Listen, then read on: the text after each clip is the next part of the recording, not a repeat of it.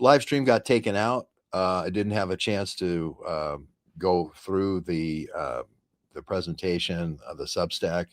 I think it's because of the Koberger thing coming up. We just got DDoS bad and destroyed. So it's okay. That's fine. I'll just start another live stream and we'll just take it from there. But yeah, this shows you, you're wading into deep water, here. And again, if you go through yesterday, and this is the part that I wanted to, say, if you go through yesterday's press conference, it was almost an acknowledgement of everything our citizen journalists came up with evidence, right? It was an acknowledgement of all the evidence he had to acknowledge yesterday. He had to acknowledge the white van yesterday. Everyone said it wasn't a white van. It was not a white van. It's not just like Crooks. It's not just like the white van that they're suppressing the information on with the Heritage Foundation on the pings with the white van. It can't be a white van. It's not a white van. Stop with the white van, right? This was the mantra up until yesterday morning that, Webb's researchers don't know what they're talking about. It's not a white van. He's putting white vans in everything just because he's got a fixation on white vans. Oopsie. Here's the sheriff leads off the whole discussion, leads off the whole press conference with, well, Webb's researchers are right. It is a white van. We should have told you 3 weeks ago, but we're going to admit now it was a white van. Oh, it was a white van? Really? It was a white van? They haven't admitted it's a Brony Boy yet. The WAN van. Yeah. I wish I had a WAN with the van. They haven't admitted it yet, but it's going to be a Brony Boy van.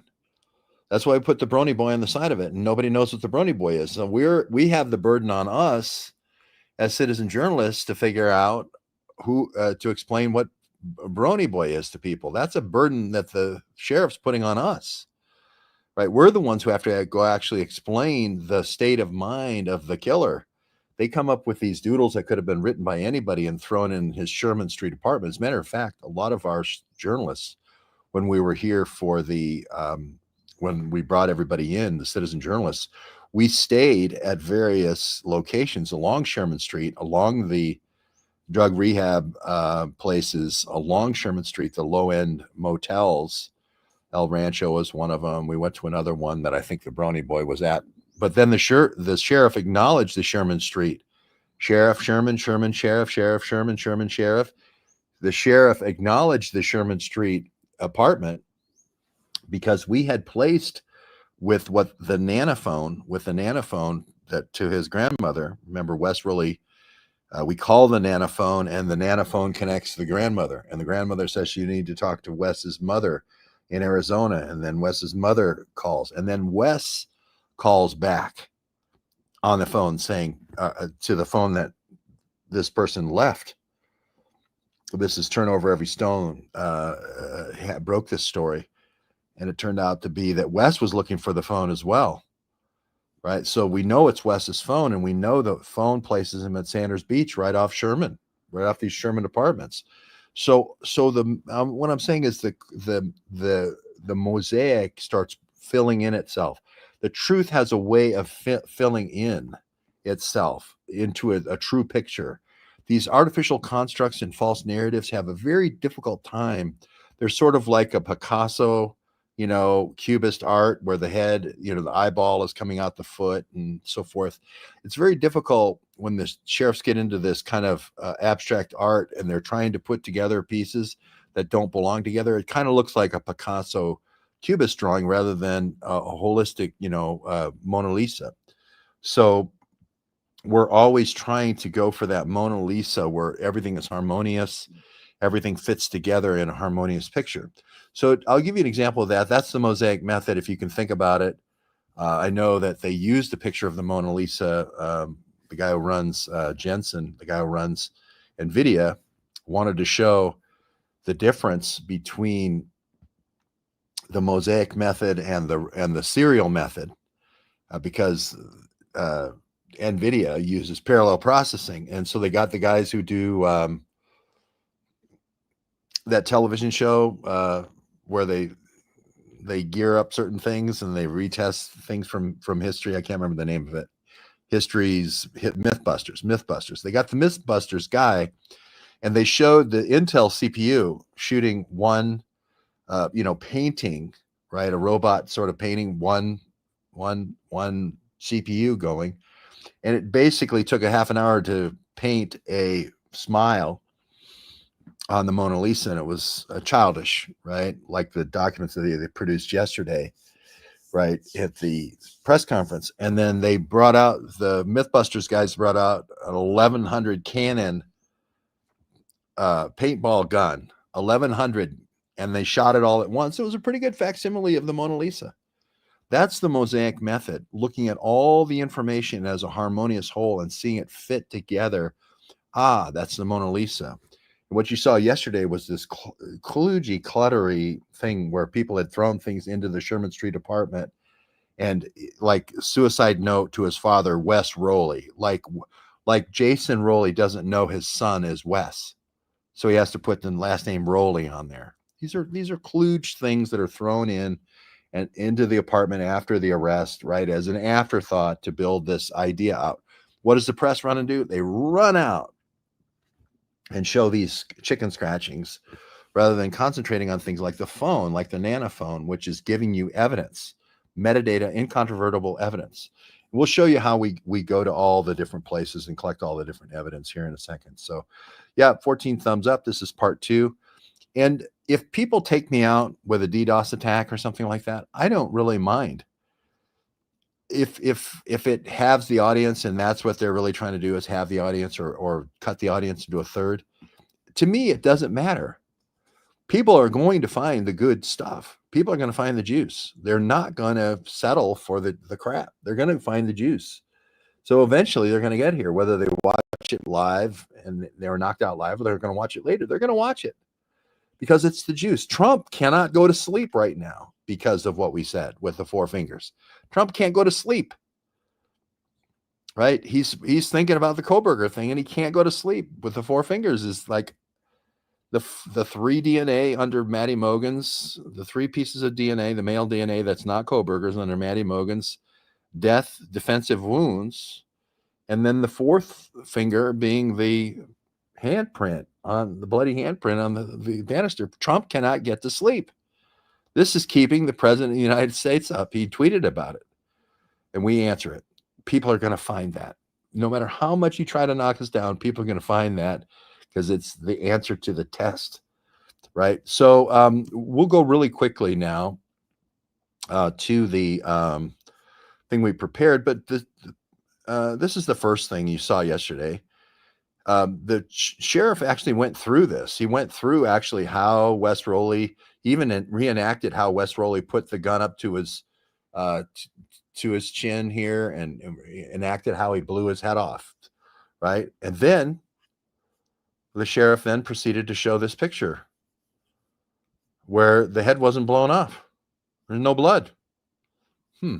He had him laying on the shotgun. That's all well and good. But they forgot the part where his head was blown off. Looks like some kind of tear in the back of his shirt here, but his head isn't blown off. The first piece of evidence he offered, he immediately contradicted himself. He showed how Wes Rowley shot himself with the gun, but again, this is the part of the Mona Lisa that doesn't comply. If he blew his head off, there would be a hole there. There would be blood. There's no blood. Right? This is like the 4 fingers. Again, there's the white van blocking. Again, he's acknowledging us with the body camera. Remember, we petitioned all the body cameras. But what does the sheriff immediately do? He introduces a 22-minute gap. This is like Richard Nixon in introducing a 12-minute gap. This is at 1:38. Here's Wes Rowley leaning on the car with the 2 fire chiefs supposedly in the car. This is supposedly John Morrison's truck, right? They won't give us the plate. They won't give us the make and model. And then they cut the video off at 1:38. Now they say the shooting starts in 12 minutes. Well, they could play this video up to the time the shooting starts. They don't have to show us the shooting. They say that this Dave Tyndall here is the first person shot. There's no gun in Wes Rowley's hand. Okay, this is the part of the Mosaic method. You're bringing in, you're painting the Mona Lisa here, and now you're putting the eyeball on the foot, and you're expecting us to believe this is a normal human.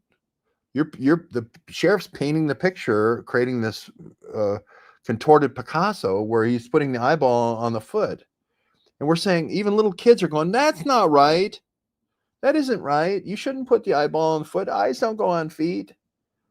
But we see the sheriff putting the eyeball on the foot. There's no gun in his hand. Do you think these guys, the fire chiefs, would be sitting here if this guy had a gun in his hand? Do you think Dave Tisdall would be walking away from a guy with a shotgun in his hand?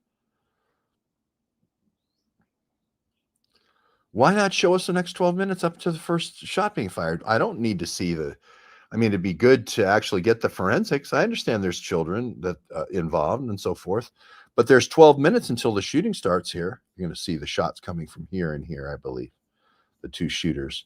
Or if it's just Travis Decker, I think he would be right in here because he would have direct enfilade and be able to shoot right down in here or from here in.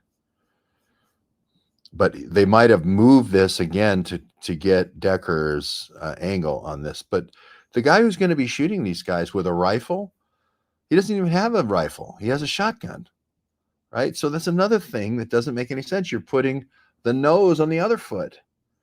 You're saying he has a shotgun, but then we're having all this rifle fire. Another thing that doesn't make any sense, right? So here's another thing that came in dispatch. There's two guys in ghillie suits. I call them the Dukes of Hazzard. These two Dukes of Hazzard that supposedly climb up the mountain in ghillie suits the day before. I think this is a throw to get away from Decker. Again, how could Decker leave Chelan on June 17th with the GMC Sierra and go through all of the flock cameras, the flock of flock cameras starting in Spokane, coming into Coeur d'Alene and not come up?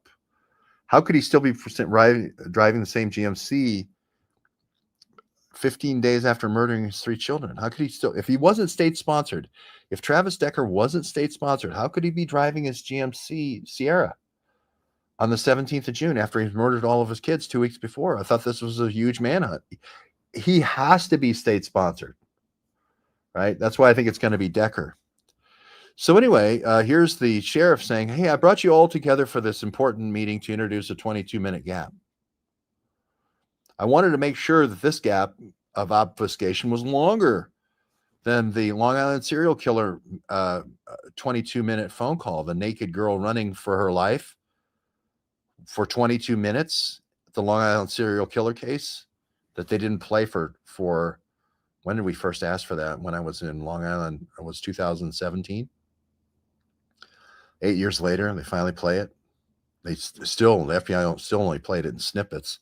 What part of a girl running naked saying they're trying to kill me don't you understand? Why wouldn't you bring dogs out to search for her that day?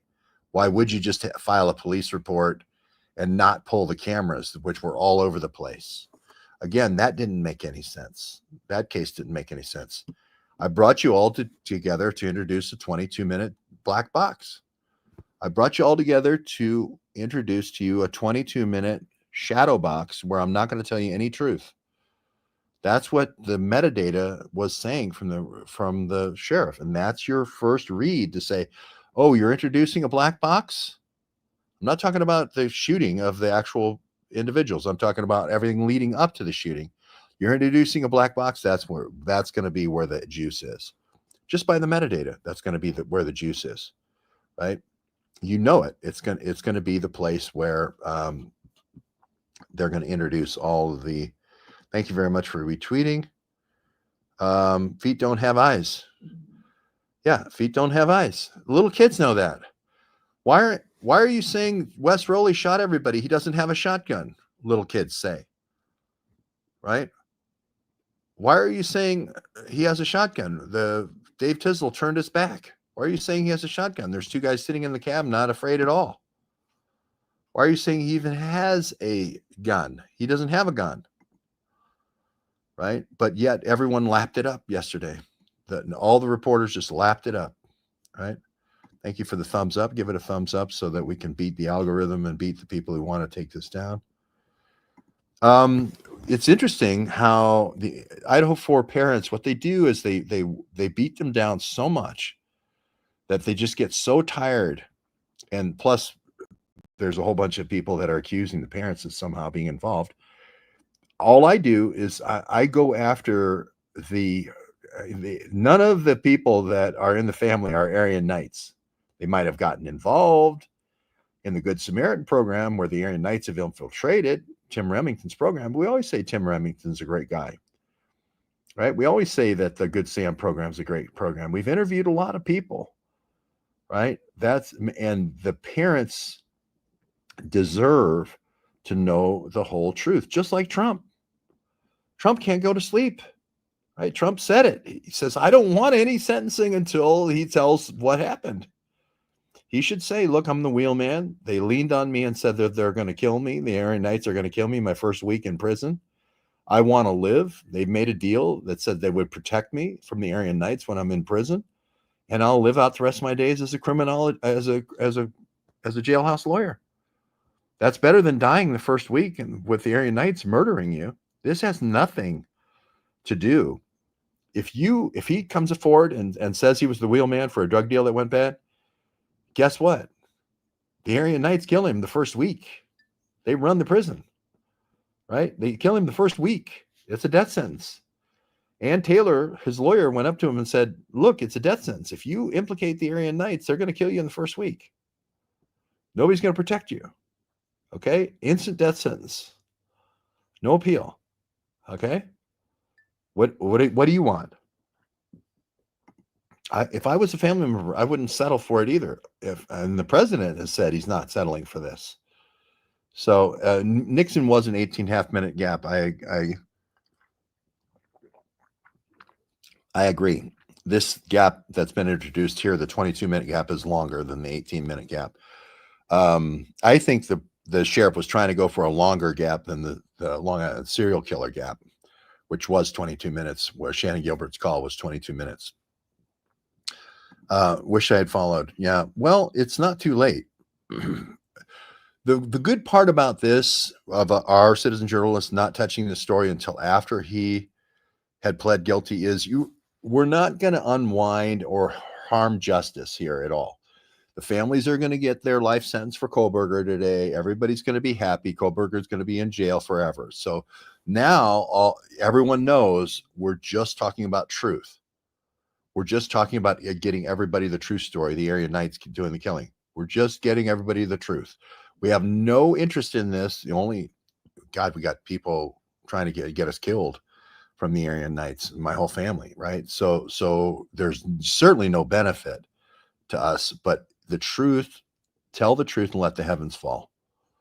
Tell the truth and let the heavens fall. And exactly, people see it and they say, feet don't have eyes. There's noses don't go on feet. Wes Rowley doesn't have a gun in his hand. He's a runner for the Aryan Knights. He's a runner going up Sherman Street, up Fernan, and he's taking food up there. He's doing DoorDash, right? But he doesn't have a gun in his hand. And you want us to convince us he shoots 3 people and then holds down 300 people for hours, right? Doesn't make any sense. And if you ever have an argument where somebody won't move their car for law enforcement or for emergency fire, you immediately call on the phone. Hey, we need law enforcement up here. A guy won't move his truck. Immediately. That should be on a phone call somewhere. John Morrison saying, or Frank Harwood, hey, we got a guy here who won't move his truck. We need law enforcement. You got to arrest this guy. That's not my job as a fireman. Hey, I'm calling it in. You got to move the truck. Easy peasy. You don't create a situation where you say, well, we're not going to respond. We're not going to go up there. We're not going to respond. We're going to let the argument stew for 30 minutes. We're going to have the firemen try to roll the truck, right? We're going to have the firemen in a compromising situation where they're trying to roll the truck and we'll shoot them in the back, right? We won't answer the call for 30 minutes. It's only 2 minutes From where I am here on the mountain, it's only 2 minutes up there. Could have gotten up there easily. This is a 911 situation, right? They could have got up there easily, but they let it stew for 30 minutes and there's no police for 30 minutes. What he didn't show you by introducing the 22-minute gap till 2 a.m. or 2 p.m. is how slow the response was. They want something to develop here. They want a fight to develop. Right? They know that the solution is going to be with no law enforcement. They know the solution is going to be the firefighters trying to roll the truck. And that's going to turn the firefighters' backs. When the firefighters' backs are turned to roll the truck, to roll the white van, that's when they're going to get shot. Right? Isn't that what happened? Isn't that what the 22-minute gap's going to show? That they shot them all on the back while they were trying to roll the truck? The truth is leaking out. And the sheriff can introduce all the black boxes he wants, but we're going to get the truth. This is Mississippi burning, right? This is the same thing the FBI did for the KKK. We're going to camp out. We're going to camp out. We're going to camp out and get all the people telling us what the truth is as it leaks out. It looks like everyone that was trying to roll the truck got shot in the back at this point, because they knew that they would eventually try to roll the truck to get the trucks up there. Isn't that what happened, Sheriff? Well, you have the video. You have the video. You can show it, everything leading right up to the truck. Why aren't you showing it? Because it shows that no law enforcement comes up. So firemen have to take things in their own hands. Isn't that the plan? Wasn't that the plan?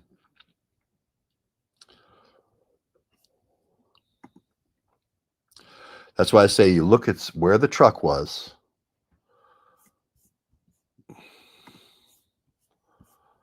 Go back and look at where the truck was, right here. The shooter's going to be right in here. As these guys are trying to roll this truck, roll this van, shooter's going to be lined up perfectly to shoot those people. And I think it's going to be more than one. It's going to be 2 people. But you can't fire a shotgun that fast. And he's got a bullet in his back. And we know it ain't a shotgun bullet. So whether it's 2 guys in ghillie suits from the day before that was called into dispatch, I think this is a diversion. I think it's Decker.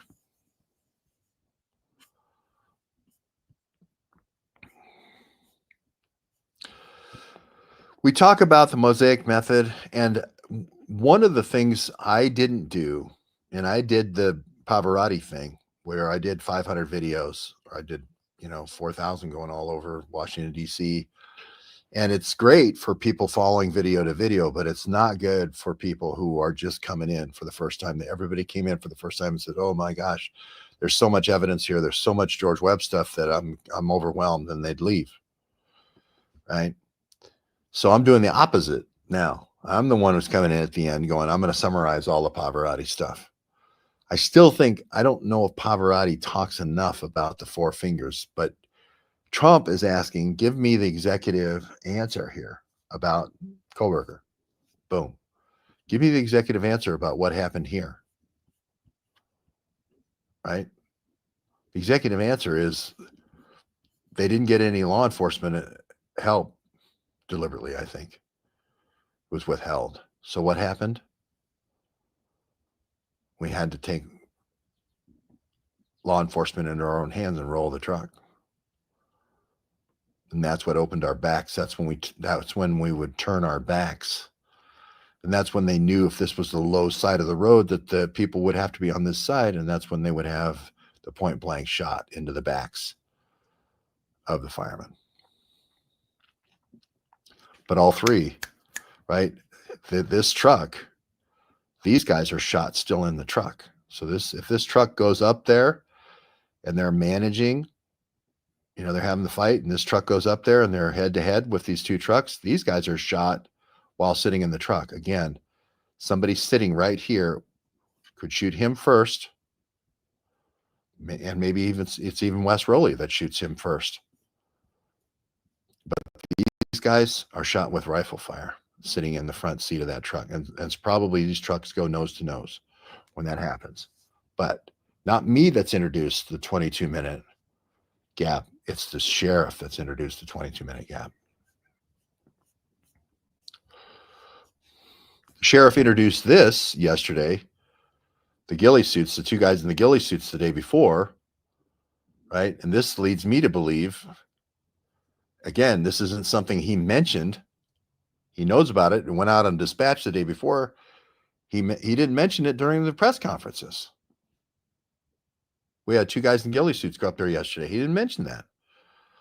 He didn't put out an APB on the Charger or the Hellcat. I guess that's a version of the Charger with the Dukes of Hazzard here. It looks like if you fast forwarded with the Dukes of Hazzard with the blonde guy and the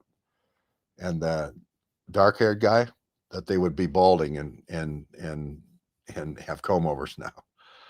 As soon as I heard the comb over, I said, no, it's Decker. It's Decker. Decker's a state-sponsored one. Decker's the one that's driving around the GMC on the 17th after he's murdered all of his kids with that GMC on the 3rd and the 2nd. How could that be unless he's state-sponsored? So, but I did the Pavarotti method. Now, what's great about the Pavarotti method is if you ever do get the attention of investigators, the great part about it is they have evidence galore. They go back and they go, oh my God, this is great. Oh, Social Glow. Well, hey, Social Glow, here's the story. If you come here and you basically shadow me for 9 years, right? And you harass me and you follow me for 9 years and you create hundreds of accounts and you do lies from hundreds of accounts and you come after me, the only thing I can tell you and tell the people that are watching is how your NSA gave the hijackers encryption, because that's where the surveillance started the night I was at the hijacker hotel in Columbia, Maryland. So every time you come here to harass me, I'm going to tell the truth about the 9/11 hijackers. Every time you come here to harass me, I'm going to come and tell the truth about P-Tech and the 9/11 hijackers and how they got encryption. How a lot of them were from Kosovo and had the encryption from Kosovo. Right? You see how that works? That's not me harassing you. That's you harassing me. Right? So if you want to not have the 9/11 hijackers exposed, and if you don't want the NSA's role in giving the 9/11 hijackers encryption exposed, don't come into my chat. But if you do want it exposed, then come here, because that's what I'm going to bring up. These are the same guys who configured those blackberries, the precursor organization to give those 9/11 hijackers encrypted communications. So don't come here. I'm not harassing you. You're harassing me, right? If you don't like being exposed, don't come here. Don't come here, and you'll keep your secret at NSA safe. No one will know about the harassment. No one will know about how you harassed me. No one will know how you took me to Navy bases to try to get Ken Hale to kill me.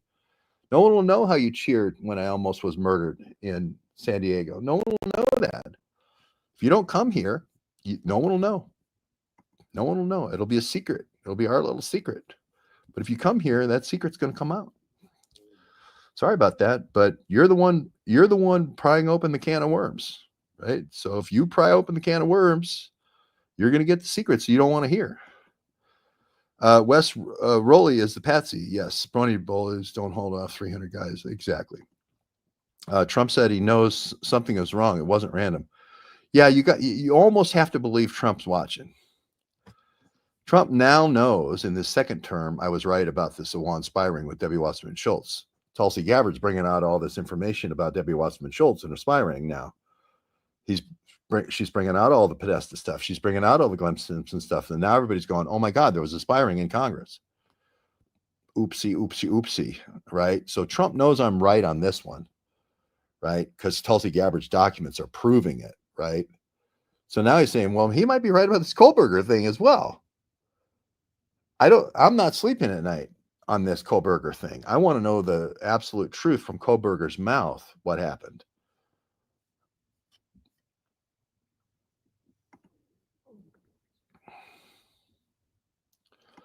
I don't know who you're referring to, even when out of prison. Okay, sooner or later, everyone will find out their allies were never allies at all. Shannon Gilbert. It's not Sharon Gilbert. It's Shannon Gilbert. But yeah, 22-minute call. Check it. We asked since 2017 when we were working on Long Island serial killer case, publish the call.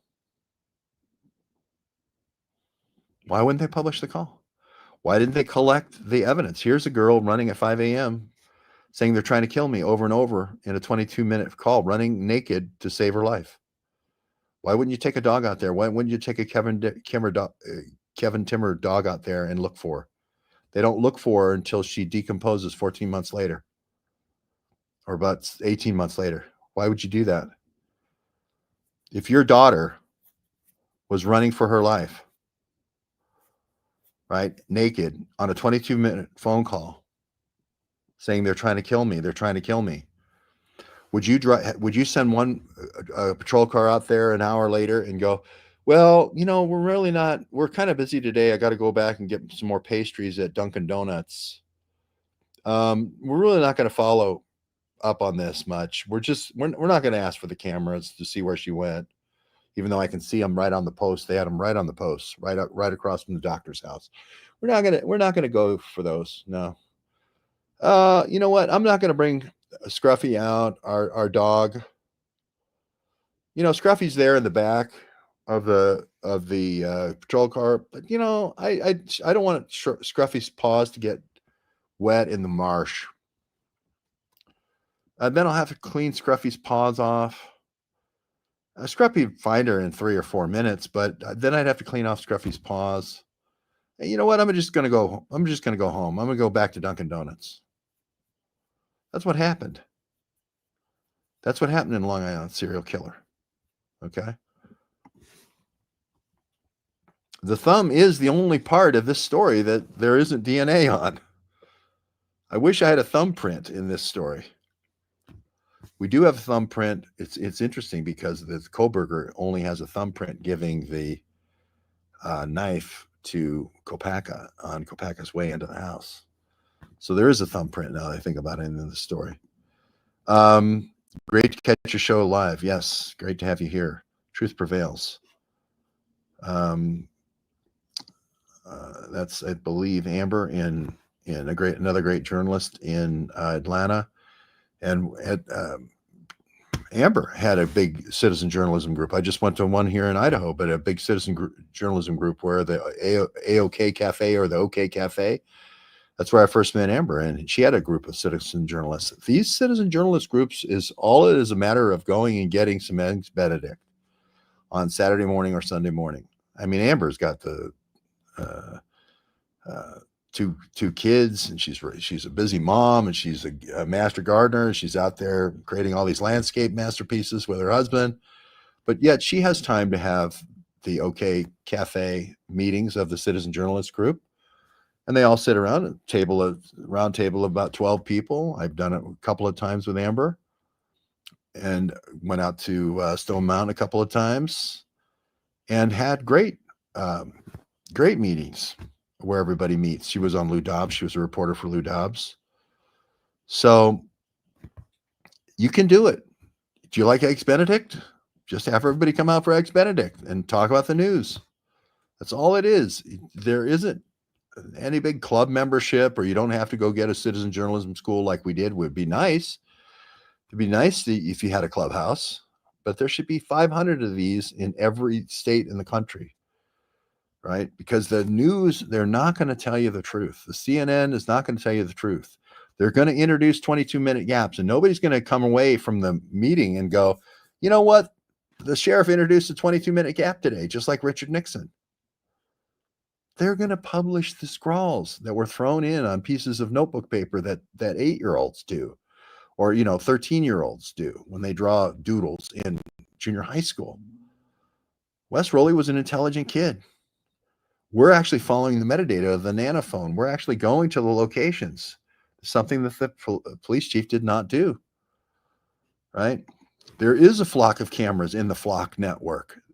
We could have seen the white van. We could have shown where the white van was crossing the flock network. We could be retracing the steps.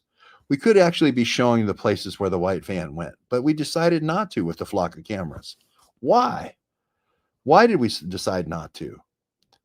Because they want to leave the Aryan Knights out of the story. They want to leave the Travis Decker, the hitman, the state-sponsored hitman for the Aryan Knights out of the story.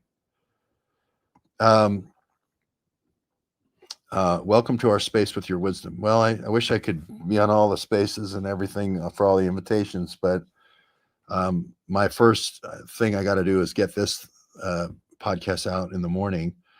Thank you for being here. Hello, and hope all is well. Yeah, all is well.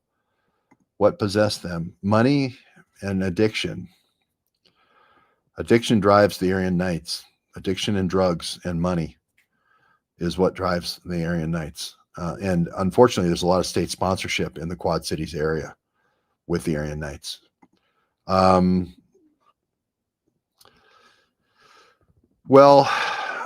think you're referring to Mississippi and Mississippi burning. And I like taking movies that were done by the opposition and turning them around and saying, oh, I remember when the 3 civil rights workers were killed. He goes down to Alabama. He doesn't go to Jackson, Mississippi. Wayne Maness didn't go to Jackson, but he went to Anniston. You may remember I reported on the Army base in Anniston and how they were using weapons for South America and Central American revolutions from the Army Reserve at Anniston. You may remember me going to the Birmingham airport and showing you using Kennedy's Directive 1234 for Operation Mongoose and flying weapons for the Contras. You may remember that. But he goes to Anniston for working on the Ku Klux Klan, and it was a waiting game. It was a waiting game. Eventually, the sheriff, somebody in the town's going to talk. Eventually, somebody's going to talk, and that's when you break the case wide open. Gene Hackman and William Dafoe were in the movie, and that's what we're doing here. Right? The truth will come out, and people want to know the truth about Idaho 4. The truth will come out about Canfield Fireman Massacre, and so we're just waiting them out. Right? Decker is an assassin for the state. Decker creates mass formation psychosis and fear wherever he goes. If he's willing to kill his own children, he's willing to kill yours. And now I need Gotham. Now I need Palantir Gotham. And I think he's just an assassin for Palantir Gotham, to be honest with you. People said, who stole the server? It was funny because all the Tulsi Gabbard folks came to my channel and said, we can't remember who stole the server. We can't remember who stole the server. Who stole the server? And I said, it's Becerra, Becerra, Becerra. It's fun to say 3 times. Becerra, Becerra, Becerra. Becerra, Becerra, Becerra. It sounds like a very rapid fire machine gun, like a Mitrailleuse gun. Becerra, Becerra, Becerra. And then he turned his machine gun to the right. Becerra, Becerra, Becerra. And then he turned his machine gun to the left. Becerra, Becerra, Becerra. But now try and forget who stole the server. Becerra. Right? It was Becerra. So this is what I am saying. The Pavarotti library of evidence, just like our library of evidence with the Awans, with 4,000 videos, right? If they ever restore them, is awesome when you go back and you need that one piece of information, that one smoking gun piece of information. Everybody, all the Tulsi Gabbard people came at me and goes, who stole the server? Becerra, Becerra, Becerra. Right? So 8 years, collapsing narratives. We wrote we dropped a live exercise. How did we drop the live exercise? We looked at this gal named Virginia Benassi. She was being introduced into with this guy named the top bioweapons engineer from Fort Detrick named Sina Vivari. They somehow in 2018 had projection, had foresight, had foreknowledge of a mass formation psychosis that was about ready to occur. And we just followed from that moment. We just followed Virginia Benassi and Benassi via WHO.int for all the mRNA bids. That's all there was to it. So if you really go back to let me see here. Let's just do this for a second. Okay. Black and Decker.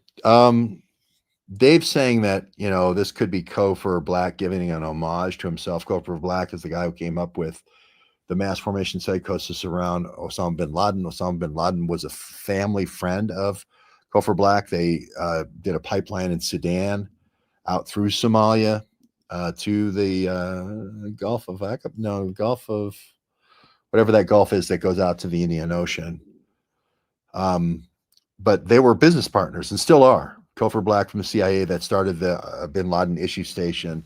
The whole Osama bin Laden thing is a mass formation psychosis, right? It's just in order to get a replacement for the Soviet Union as a boogeyman, right? So Dave is saying that Cofer Black, that guy who did all the blackberries and created the mass formation psychosis to do 2 wars that lasted 20 years for the CIA, is giving an homage to himself by giving Travis Decker the name Decker for Black and Decker.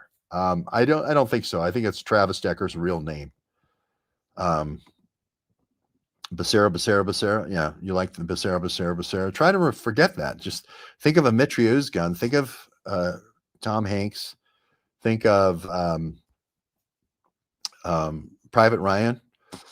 And you have the Germans with the, I can't remember what that 88 was, but it made a kind of a Becerra kind of a rattle. Becerra. And now just think of that moment of Private Ryan and Becerra, and you'll never forget who stole the server, who stole the Awan server. And literally, I know they didn't know because all the Tulsi Gabbard people came at me in a wave. Who stole the server? I go, Becerra. Now you know. Wow. Oh, okay. I'll never forget that. But everybody forgot. And we were able to go back to the video, show everybody the video, and everybody went, oh, it's Becerra. And now nobody forgets. Let's see. The sheriff did say the first guy on scene, the scene thought they were working on the truck when he rolled up. Yes. Yeah, they thought there was some kind of mechanical failure. They thought there was some kind of mechanical failure. That was the fire chiefs when they rolled up. They thought there was some kind of mechanical failure.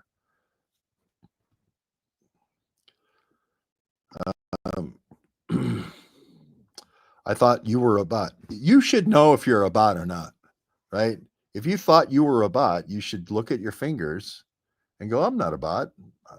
I've got 26 degrees of freedom. I don't have 23 degrees of freedom like the humanoid robots of Elon Musk. I got 26 degrees of freedom with my fingers. I'm not a bot. Boom chakalaka. No, Becerra. That's who stole the server.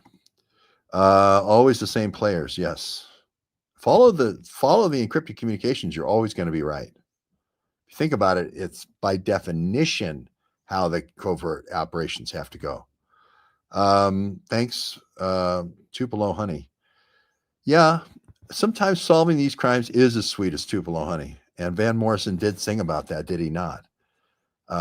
He was he singing about citizen journalism when you really get it right and the juice comes out? Is that not Tupelo Honey? Yeah, I think he was, maybe. I think Van Morrison was thinking about citizen journalism when you get the juice just right. It's Tupelo Honey. Comb Over Club. Yeah. Is it the Comb Over Club?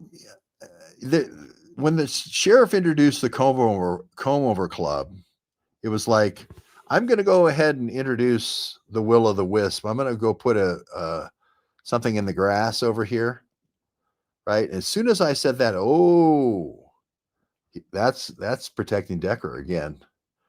When you introduce the comb over club as the two guys in the bushes, and that's why you're keeping the case open and active, so I can't get FOIAs, right? I say, oh, it's Decker. This is Decker. This is Palantir Gotham. This is Decker.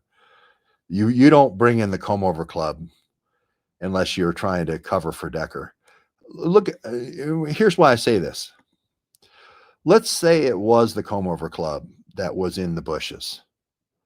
Would you not put out a bolo? Would you not look at the satellite and look at all the drones from that day and say, here's the car, here's the Hellcat, here's the two people. You know what phones are there. You can geofence the phones. You know what phones are with the car. You know who owns the phones. You can immediately do an ID.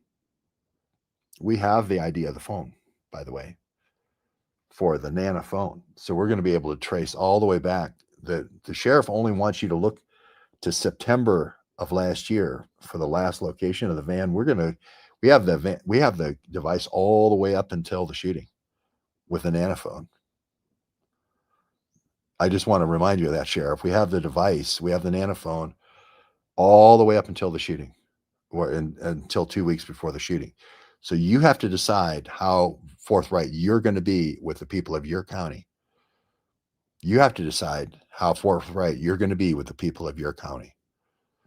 But we're going to be forthright with the people of your county and with the people all over the world. And the world is going to be judging you about your transparency. The world is going to be judging you on your transparency. So,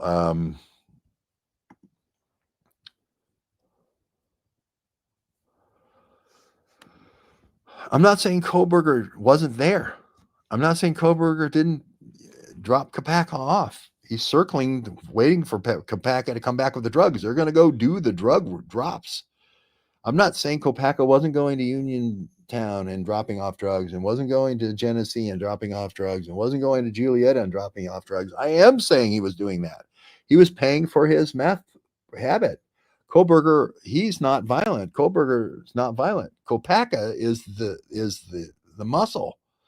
Kopacka is the one with the knife and the muscle when he was dropping off these drugs. Hey, if you got a problem and you don't pay me and you try to take my drugs, you got to deal with Kopacka.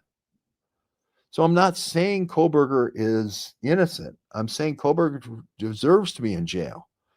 But if Trump wants to sleep at night and wants to know the answer to the test, you got to look at the four fingers in front of you and look at the DNA under Maddie's fingers of 3 males. And those are going to be Aryan Knights. And you have to look at the fourth finger, and that's the handprint on the banister. And that's going to be a 4th Aryan Knight. And the reason they're protecting that is they want to keep the Aryan Knights running drugs. State sponsored. And that's going to keep Trump up at night.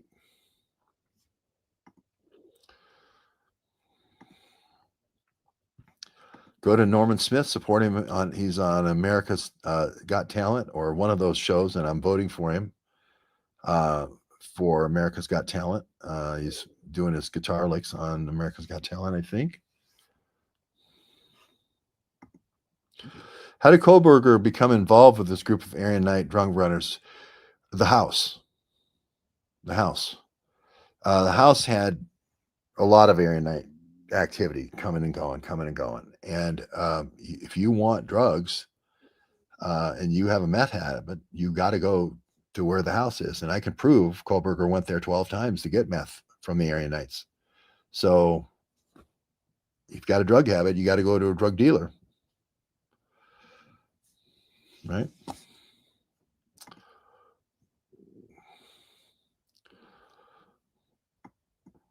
And I'm not saying it's evil. I'm saying these people are addicted, where they start sweating and their hearts start racing. They think they're going to have a heart attack if they don't get their drug fix. Don't do drugs, kids. Somehow this came up in my feed. Well, if this isn't the juice, if this isn't Tupelo honey, you can go to another channel. If you don't think it's Tupelo honey, But I think this is as sweet as Tupelo honey.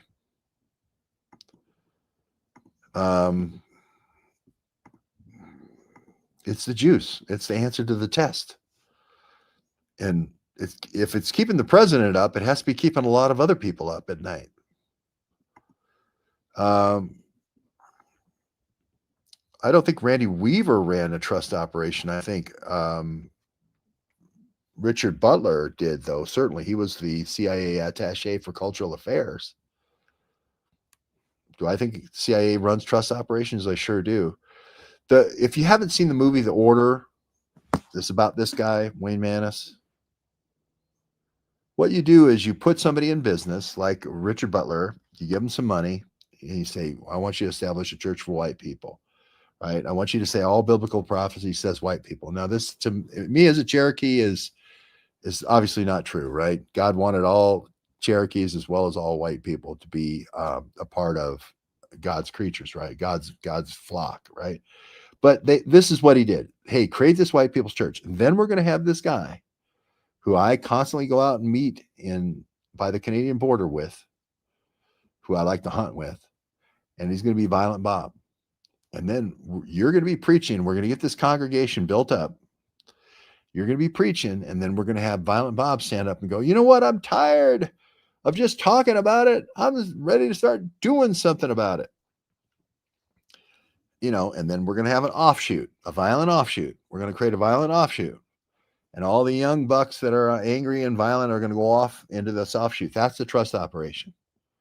So Richard Butler's running the Aryan Nation, but then they create this violent offshoot that goes up to Manus Lake or Medellin Lake up by the Canadian border.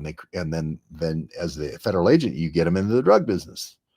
You get them weapons. You tell them where they can do a bank job. You get them weapons so they can do a bank job. You get them information about armored cars. You help them do an armored car knockover. You knock over an armored car, and then you say, whoa, this is horrible. Then you have a shootout, and then you kill them all. Right? And then you're the hero. You have a shootout, and you kill them all, and then you're the hero. Well, you knew them all along. You helped them get into the business. The idea is, well, we took a lot of violent people off the street because they attracted a lot of violent people, and then we killed them all. And we're great heroes for that. I think that's make crime. That's not real law enforcement. That type of trust operation work is make crime. Thanks very much, Vin. Yeah, if at any point you don't think this is the Tupelo honey and Van Morrison sang about it, you have other choices, right? But I figure if the president is staying up late at night over this, of the three fingers and the scratches of the three different males, the president wants to get the people who are responsible for killing those kids.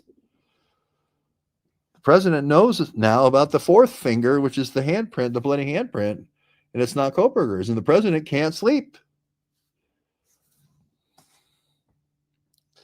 2 words, Aryan Nights. Defoe did a really creepy picture once. It was great to me. Defoe is a good actor. He's a good actor.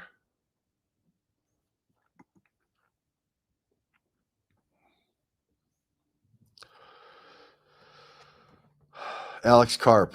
Well, a lot of people think. Now, remember, we did Birth of Israel. We did Shoah Foundation, 1,000 Stories of the Holocaust, right, with Peter Duke, right? We did. I do a weekly show with the Super Jew. We established a journalism school with the Super Jew, right? So we're beyond all reproach. So this isn't anti-Semitic, but Alex Karp of Palantir is pushing this agenda, and he does use people like Travis Decker to create mass formation psychosis and fear, so that you then have to put in Palantir Gotham. And that's just the facts. That's just the facts. And this sheriff comes from the same place where this was created. Palantir Gotham, the first customer was Los Angeles Sheriff's District and LAPD. And they used the same mass formation psychosis in LA to get it there in the first place. We're just saying facts. So when the sheriff is introducing 22-minute gaps, not me, we're the ones who are filling in the gaps. We're the ones who the sheriff's coming in going, well, he's right about that. He's right about that. He's right about that. He's right about that. But we're going to give you some chicken scratchings here and say that the killer did it. On all the metadata, the Webb guys, Webb gals they're all right. And we're gonna have a mea culpa here where we just go through all the stuff they were right about, but then we're gonna introduce some new stuff, some chicken scratchings, right? And we're gonna make you believe that it's not the Aryan Knights. We're gonna try like mad to convince you it's not the Aryan Knights. The banking cartels. Yeah. Well, if this was a show about Maui, I would definitely be talking about Maui. Why were the Idaho 4 chosen? No, it's not random. Look at the running thread through there of Tim Remington, of the Good Sam program. You know, Xana's mother was in the program twice. Tim Remington's programs have been infiltrated. A lot of people think Travis Decker left on the Tim Remington bus to Canada the day after the shooting. A lot of people think all the shooters left on the Tim Remington bus to Canada. You know, we're working it. You know, we're here. We're working it. It's not random. Yep. There was, I went to Iowa. I went to interview Johnny Gosh's mother. Again, getting off your ass is a big part of citizen journalism, you know, and I went and interviewed Johnny Gosh's mother in Iowa. And then he was down in Nebraska, been there as well. And there was a sex trafficking thing. And when you bring up Paul Benassi with Ted Gunderson, and what they were doing with the DC Madam and so forth, there was a male DC Madam as well for young men. This Brony Boy thing looks like Paul Benassi. I agree with you.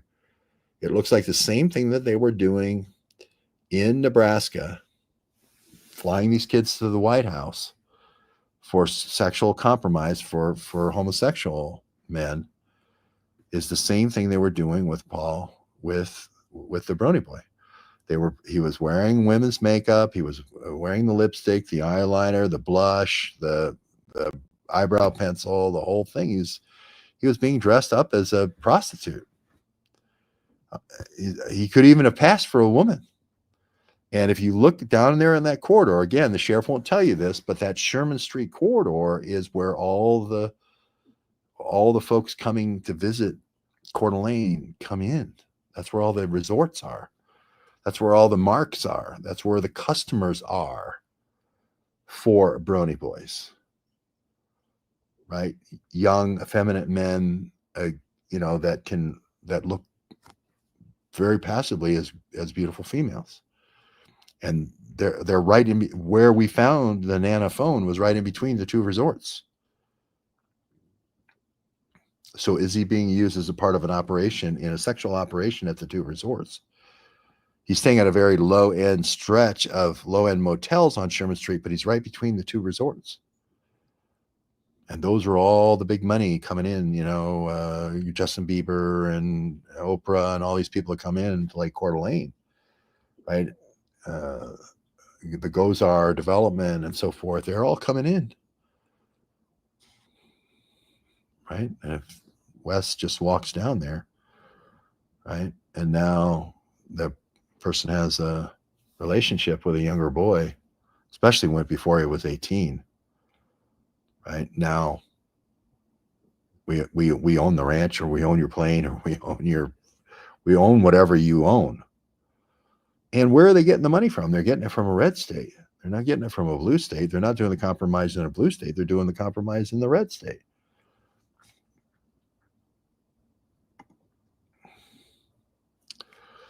Oh, you thought social was a bot. Okay. Methinks Decker's now RIP. No. We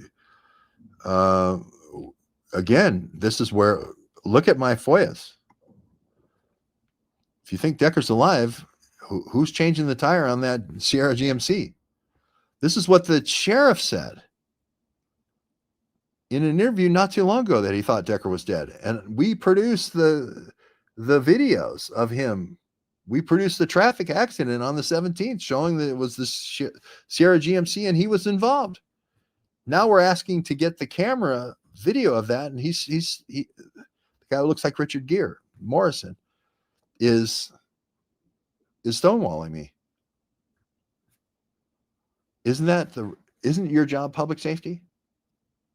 Shouldn't you be telling people what the MO is of Travis Decker? Guy who kills his own children, all under 10. Shouldn't you be telling the MO is he goes about 2 weeks in between going to a grocery store and he stocks up for about 2 weeks, mainly on kind of like dry goods like granola bars? Shouldn't you be telling people who are going to grocery outlet that that's his MO? Shouldn't you be telling people at Safeway that's the MO? Shouldn't you be going out to Winco like I did? And it turned out the Brony boy van was across the street at Cracker Barrel. Turns out the Brony boy, one of the locations was across the street, and he showed it after I did the video. Can't you put two and two together and think, hey, it's probably not a good idea that I go into Winco. Why don't you go into the Winco for me? Here's my shopping list. I want 1,000 granola bars. And the Brony boy goes into Winco and gets the 1,000 granola bars. This is why I'm saying there would be a natural pairing.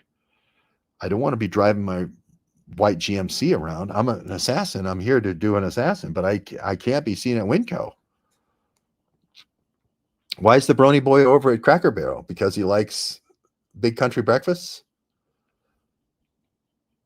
There's the Man Shop, which is I've had my hair cut there at the Man Shop.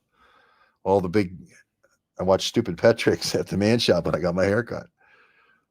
You learn a lot of stuff at hair and barbers. But why is the Brony boy? Is he getting food out of the dumpster? Possibly. He could be, right? But he also could be getting food for Travis Decker, an accomplice. Look at Lee Malvo. They go together, right? The Brony boy's doing DoorDash for somebody back and forth, going straight up Sherman, going back and forth, bringing something. Again, why wouldn't you put out the license plate readers? You have Flock. You can tell everyone we have the nanophone. We know law enforcement has a nanophone because they followed the nanophone into Washington. A police officer here in Coeur d'Alene followed the nanophone into Washington. So we know it was the drug task force. So they know the whereabouts of the phone. Why aren't they giving us the full picture? It's going to be because Wes Rowley was used as a sexual lure on Sherman Street. It's going to be the answer to the test. You know that already, right? That's where we're going to go. Is the sheriff going to tell you that? Or is it us?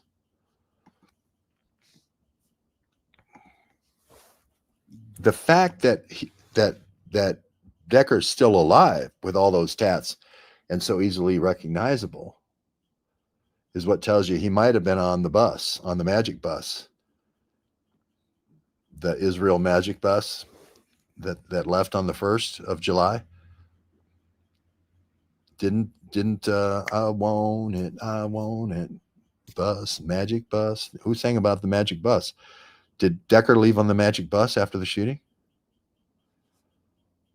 That would be the tie-in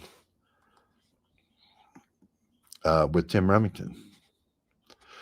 If you look at these two things together, the flow of information, it's all Tim Remington. It's all Aryan Knights infiltrating themselves into this altered church. That's the whole story on both cases. They're almost inseparable if you look at it from a Mosaic point of view. What's the only bus going to Canada that day? The magic bus, right? Doesn't that make sense? The only bus going to Canada, the only cover you've got, it's your only chance. It's the only bus going to Canada that's undercover from Tim Remington's church. It's got to be the magic bus Of course, the Aryan Knights are going to choose the magic bus. It's almost like it solves itself. It's almost like the case solves itself. Xavier Becerra sounds like Saint Xavier. Don't get me started on Saint Xavier. My roommate in college was from St. X. Charles Keating, Vivek Ramaswamy graduated. Yeah, it's a high-end Catholic Jesuit school. The Blueprint, Peter Daszak, went there. Disease X. Don't get me started on Joe Gamfer went there.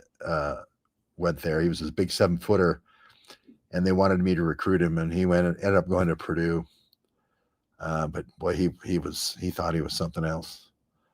But anyway, he didn't do much at Purdue. That's the thing is, no matter how much you get given in life, it's a big 7-footer, beautiful touch. No matter how much you get given in life, you still got to work your ass off. That's the thing I always had going for me. I was like always the underdog, but I was always working my ass off.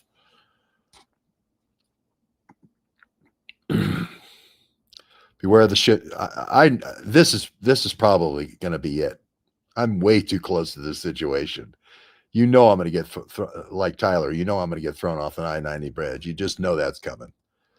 That's the only way this can end, right?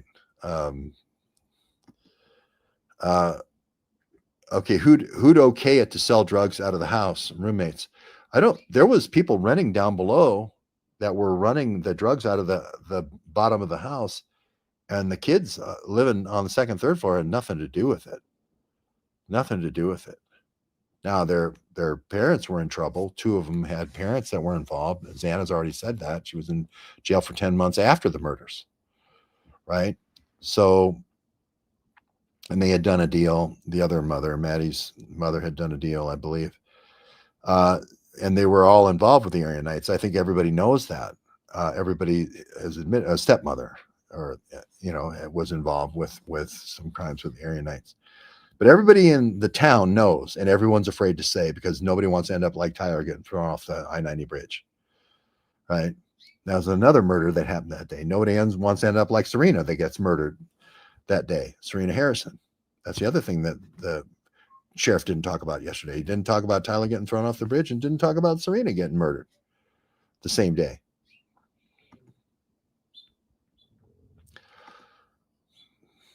Van Morrison saying about that Tupelo honey. How do you get Tupelo honey? The bees. Even Van Morrison even sings about it. Just like honey, baby, from the bees, right? Van Morrison's telling you that without that sunshine, we ain't getting no honey, right? You got to harness the world. You got to harness the truth, and you got to harness the world citizen journalists in truth. It's the only thing that's powerful enough. The only thing that's powerful enough to get to the truth, to beat these evil, or to beat the subterfuge, to beat the corruption. It's the only way you can win. Good morning. Good morning. Remember that? Clandestine. Yeah. You do wonder, is Decker going to just do mass formation psychosis all over in every county where you need Palantir Gotham? Is that the plan, Alex? Is that the plan, Alex? Just going to have Decker go from state to state, create mass formation psychosis in state to state till you get Palantir Gotham in every county that you got resistance? Is that what the plan is? Any tie into the Wolf? I went to Wolf Lodge to look at that murder, and they burned down the Wolf Lodge. It was a really popular steak place. Went out toward Wallace. When I was going out to interview, we were going to every campground on Coeur d'Alene River for the escape route, the back escape route, the Bumblebee Pass back escape route for Decker, and the murder of Serena Harrison. And they won't tell me where. We took 4 citizen journalists out there. We're sitting in the police office in Wallace of the Shoshone County Sheriff, asking, where can we place a wreath? Where can we place a wreath for Serena Harrison? We have all these firemen parades. We have the biggest American flag you can possibly think of. I went to all of the parades. I went to all of the vigils. I went to paid my respect in all of the places for the dead firemen, for the murdered firemen. But shouldn't we have a little bit of something for the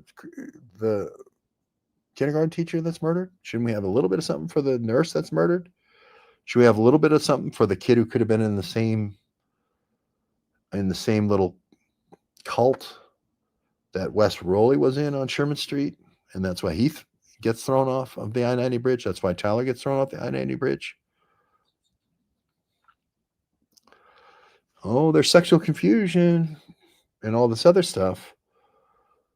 But could it be an outside party causing that sexual confusion? Telling these brony boys to use makeup and have people come in and tell them how pretty they look when they put makeup on? Isn't that a way of kind of controlling and breadcrumbing the kids toward this sexual confusion, this transgender dysphoria? Because they look pretty, they look like Backstreet Boys. Well, why don't you try putting this makeup on?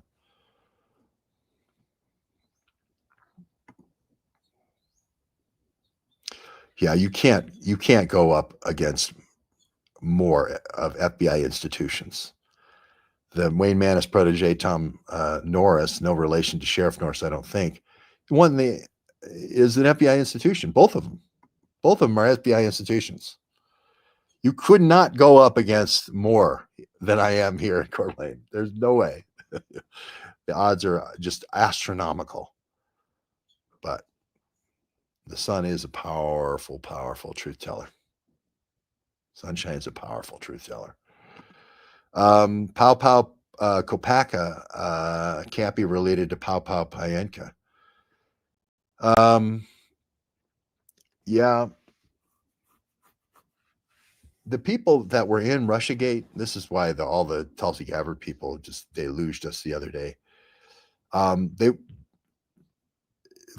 not going to give you all the people that are in the conspiracy, because then you'll figure out the conspiracy. Pow Pow Payenka was the guy who was working with Peter Strzok on all the fake interviews with, basically the entrapments. It was a CIA assassin, basically. The CIA entrapment so they could get the Mueller report. They had to create this report that said, Mike Flynn was working with the Russian ambassador about uranium deals and so forth, and they had to write up a initial finding in order to open an investigation. Nobody's going to tell you Payenka's name.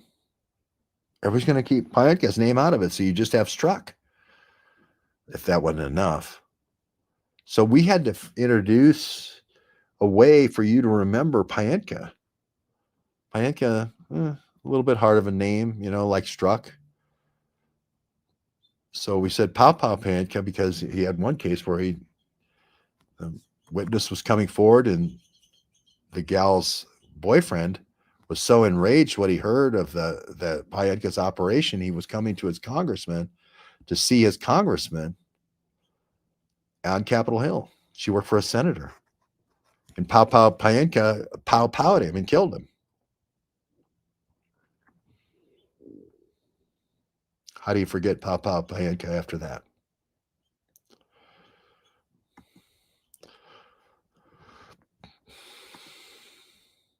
J6, we were there. J6, we said they were going to load the buses at Fort Bragg, Fort Psych Ops. We said it was Emily Rainey. We said they were going to load the buses. We said Peter Strzok Sr. lived 2 miles away in Pinehurst. We said they were going to load the buses. They loaded the buses. We said they were going to come to Washington and do a rehearsal the day before. They did a rehearsal the day before. We said it was going to be Joe Biggs in the orange hats. It was Joe Biggs in the orange hats. We said they were going to throw the gates before the vote. They threw the gates before the vote. We said it was going to be Joe Biggs. It was Joe Biggs. We even said the day after the election, I went and visited. Peter Duke picked me up at LAX airport, and I said it's going to be he said, I just took pictures of the guy who runs Proud Boys. I said, tell me about that. He goes, yeah, it's this black Cuban guy. I said, a black Cuban guy is running a white supremacy group, or the FBI wants to portray as a white supremacy group. A black Cuban guy does. I said, he's an informant. Tell me his name. Terrio. They withdrew Terrio because we outed Terrio, and then they introduced Joe Biggs as a replacement for Terrio a week before the J6. Who did 60 Minutes go after 2 days before before J6? Did they go after Alex Jones? No. They went after us and our 18 journalists on the Potomac. Why? Because we knew what was going to happen. We were reporting. We were expecting a false flag. Well, what happened? False flag. Why? To incriminate Trump before the vote, to make sure that Trump was incriminated. They wanted Trump to finish up so they could say Trump led the thing. Trump outsmarted him. He kept talking. He knew the good guys were there filming and showing how they were trying to incriminate Trump, but he kept talking. I'm over a mile away for another 15 minutes. They tried to,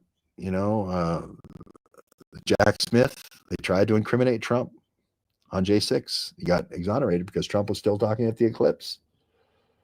And we had already exonerated Trump. Now, that was confirmed 4 years later with Jason Rink, with a time-coded quad screen version of J6 that proved everything we said live 3 years before.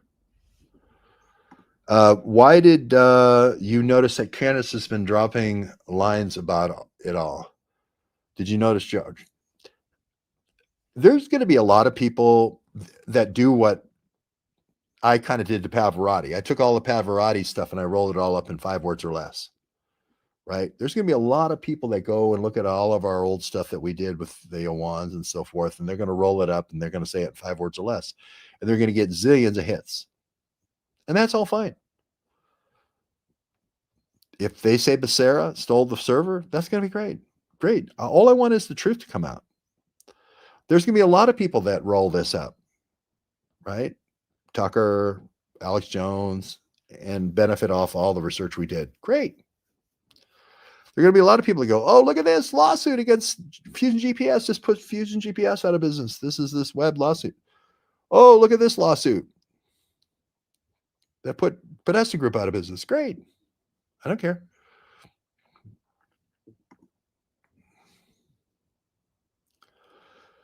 Yeah.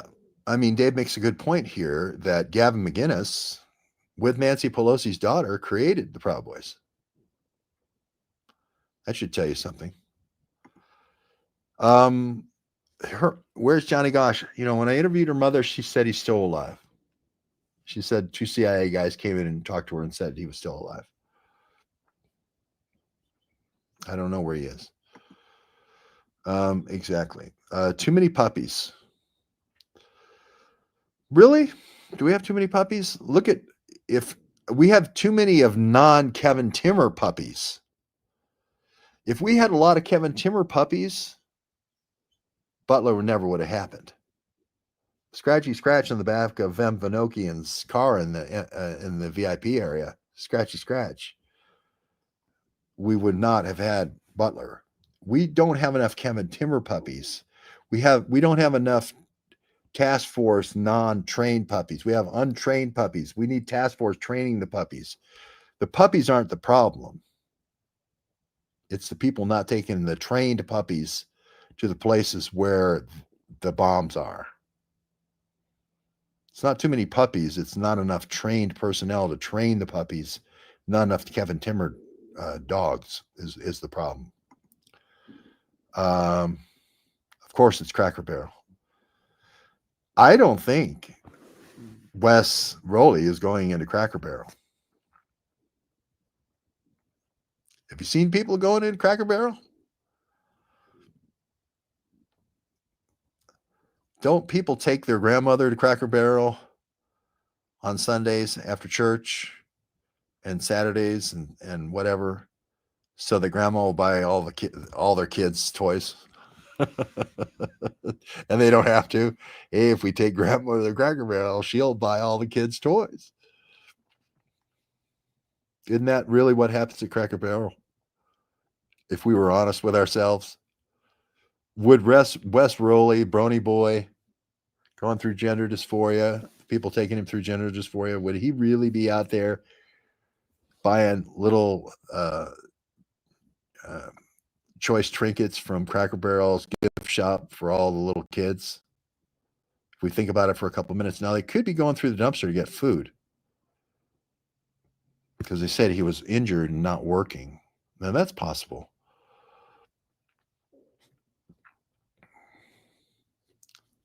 But it's right across from the Winco. Cracker Barrel and Winco do not share any state. Guessing. No, I already filmed it.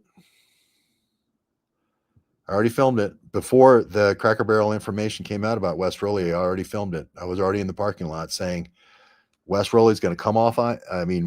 Travis Decker's going to come off I-90. This Winco's right off I-90. There's a Cracker Barrel right next to it. This is where you're going to find West Rowley, and this is where you're going to find people living in their van, right?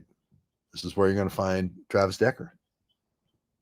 Sheriff yesterday says one of the 5 locations that he wouldn't share with me that I had to drag out of him like pulling teeth is the Cracker Barrel.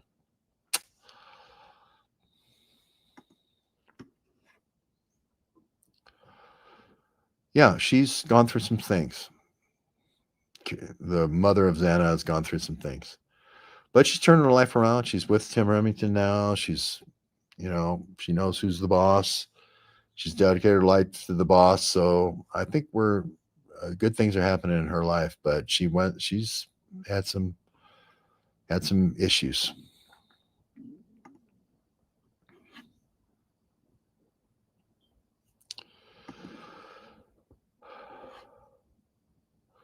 Oh, Magic Bus. Yeah. The Magic Bus did leave on July 1st. I'm not saying the Magic Bus going to Canada. What was it called? The Israel Freedom Train or whatever it was. If I was Travis Decker, I would have been on the Magic Bus. Absolutely. On July 1st. Tim Remington's Magic Bus. Yep. Absolutely. I would be on that bus. Look at it this way. Here's a bus full of people going through the Canadian border, and they say they're all going to go up to look at, mergans or ducks or whatever. There's a whole bus full of people, and there's the pastor and everything. And these are your flock. You don't know everything about all your flock. The best thing for Travis Decker to do would be to cut the hair, the ponytail, right? Those snake eyes, somehow put some sunglasses over those snake eyes, right? And then just be, some unknown person who's in the flock going on the Magic Bus to look at mallards and look at pintail ducks and look at, I don't know, mergansers. And then bye-bye. I'm in Canada now.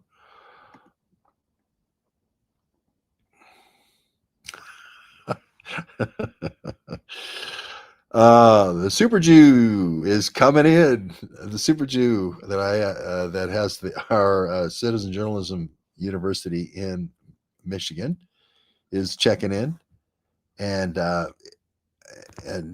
Aaron knows all of the Chabad Lubavitch rabbis, and Aaron's fundamental thesis is Chabad Lubavitch is a sect or spin-off or a arm off of the Zionist movement, that Zionism at all cost. And the Jews are the chosen people and everybody else is dirt, right? And so as a part of Chabad Lubavitch, which Jared Kushner is a part of Chabad Lubavitch is we have to promote these various rabbis with these extremist views of Judaism, right? And we need to have the Alex Karps run the system with a back door. This is sort of the Israeli art students out of LA idea with Greg Carr. We have to put in a system where we're in control. We have to put in Palantir, Gotham in every one of our counties, and that way we're in control, right? So this is the Chabad Lubavitch theory here with Rabbi Deckerovich. So he's saying, Travis Decker, all I'd have to do is throw a prayer shawl around him and put a yarmulke on his head, and all of a sudden he's Rabbi Deckerovich, right? And then he rides on the magic bus to Canada on July 1st. I'd like to see that bus going through customs. I'd like to see who got out for a pee break. And a way, we talked about the way going up to Sandpoint and then following the Priest River up to Manatee or Madeline Falls, and then going over that way would be the prettiest way to go, because it would be the way an outfitter would go, where the way you'd be following the beautiful river, the way you'd be following the beautiful lakes, the way you'd be following the salmon and all the riches of the Northwest, and the mountains and everything. And that takes you to the Columbia in Canada, and now you're free. So Aaron is saying, throw a prayer shawl around him and throw a yarmulke on his head, and you just got Travis out of the country. Gabrielle Hall reposted the stream. Thank you so much. The magic bus is the Who. And who would have thought? I went to where they did in Brighton, where they did Pinball Wizard, Quadrophenia album, and everyone there knows all about that album and knows that they're famous for the Who. And I think Dalton may be from that area.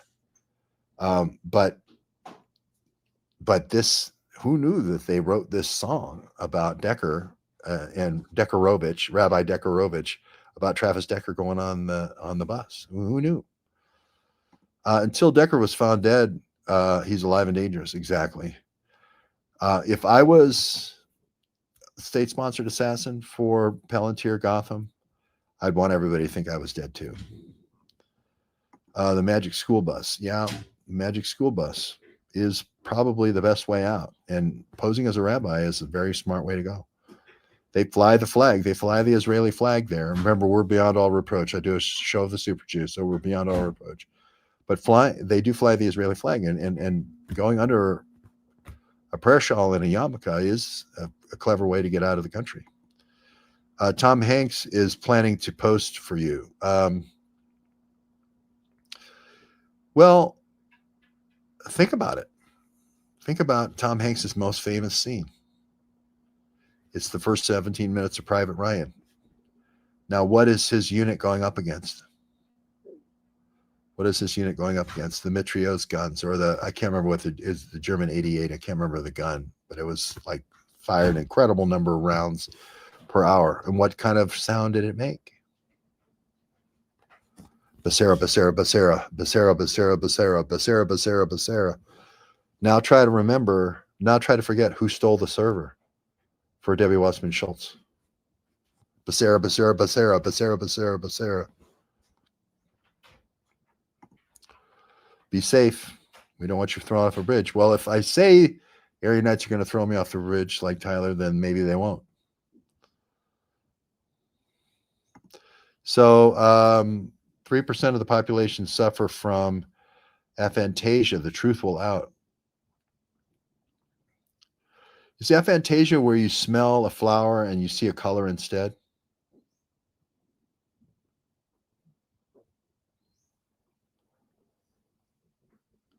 Is that like a play on the movie Fantasia?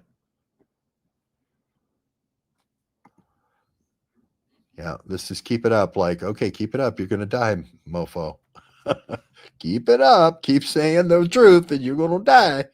Yeah, don't believe that I don't take them super seriously. It's as serious as a heart attack.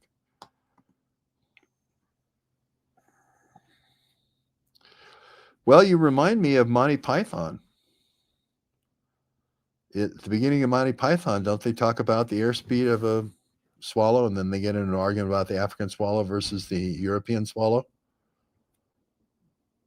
Suppose,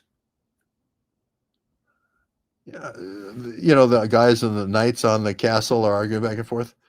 There's no way a swallow could carry a coconut all the way from Africa. Coconuts are tropical. We live in a temperate zone. If I went round saying we lived in a tropical zone, they'd carry me away. Remember? Well, suppose 2 swallows with a bird with a rope in between.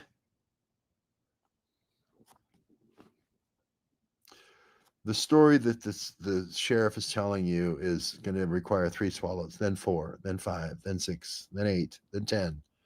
And there's going to have to be ropes and a drone and then a mothership. And they're going to have to introduce all these contrivances to try to make their story work. The Mosaic method is the Mona Lisa. You know what the Mona Lisa looks like? You have the picture on the box, right, of the puzzle. And then you try to put the pieces in the picture. You don't try to force the pieces in. You don't try to say, well, here's 18 different pieces from 18 different puzzles. Now here, you try to figure it out.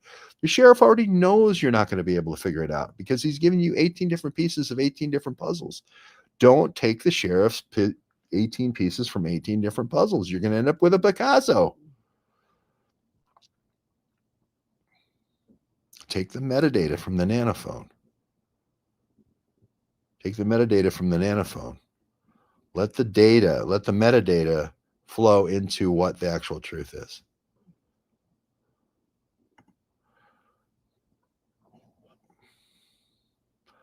There's no question in my mind you're going to see Decker again. Too valuable.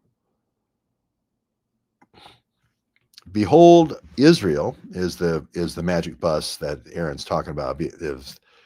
Tim Remington's bus was the Behold Israel magic bus. Did a Canadian Rockies tour. Papa Pilgrim Hale's old ranch is also a good place to hide out. Well,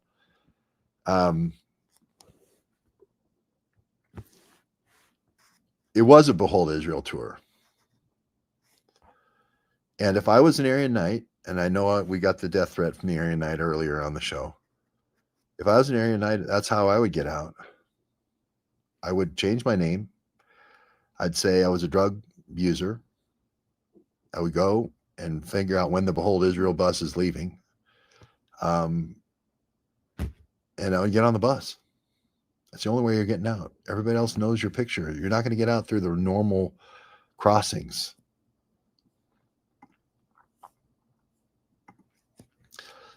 Peter Strzok and Pelikan Pyenka. Yep, they worked together. Everybody would say Strzok, but nobody knew the name Pyenka. So I had to come up with a mnemonic for Pyenka. And I thought, well, since he killed somebody who was going to the Congress to be a whistleblower, and that was the sound of the gun in killing the whistleblower was pow, pow, let's call him Pow Pow Pyenka. Yeah, I had to be a real, David Frost to come up with that, right? It's just basically giving him the nickname of him shooting this guy who was going to the Senate.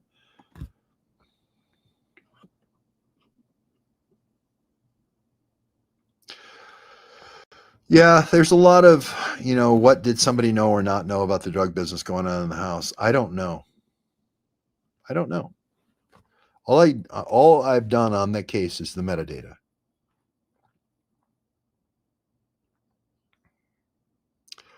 Three Fingers. There was a guy who was Mordecai Brown. They call him Three Finger Brown. He made the Hall of Fame. I met somebody with 3 fingers, just at the study group of. I just met somebody with 3 fingers. Mordecai Brown, Three Finger Brown. Great picture. Now try and forget the critical evidence.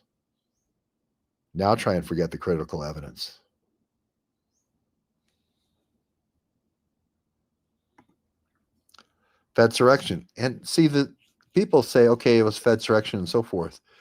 But it's important to be there before it happens. We said the day after the election, it was coming from the orange hats. It was going to come from the Proud Boys. We thought it was going to be Denny Terrio. They pulled Terrio a week before. So then it was going to be the number 2, Joe Biggs. But we were tracking Terrio the whole time. Peter and I could go back and forth. I say Terrio's FBI informant. Later on, Terrio comes out and says he's an FBI informant. Peter didn't want to believe that.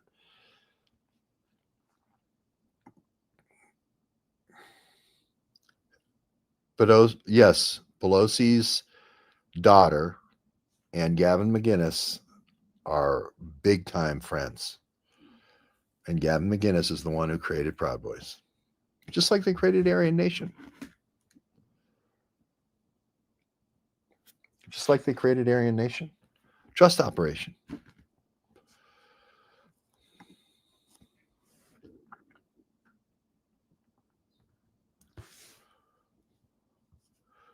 Yep. By extending the speech, exactly. By Trump extending the speech, and he might have been watching our show then.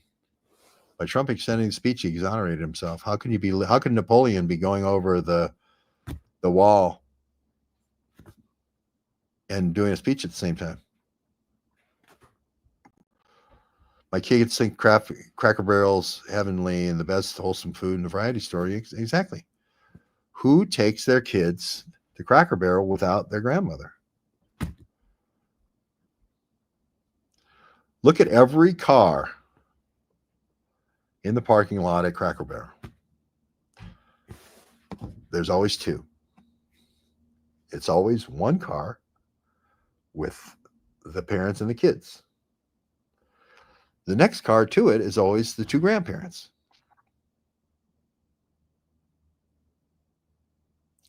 And Cracker Barrel deliberately makes you wait an hour. Deliberately. So the grandmother goes in and buys hundreds and hundreds of dollars of stuff that they all put in the trunk before they even get to eat at the Cracker Barrel. The wait is designed for maximum sales in the gift store. Wes Rowley is not hanging out at the Cracker Barrel with all the 6-year-olds. He's putting on the makeup with the gender of dysphoria and being prostituted out as a brony boy on Sherman Street.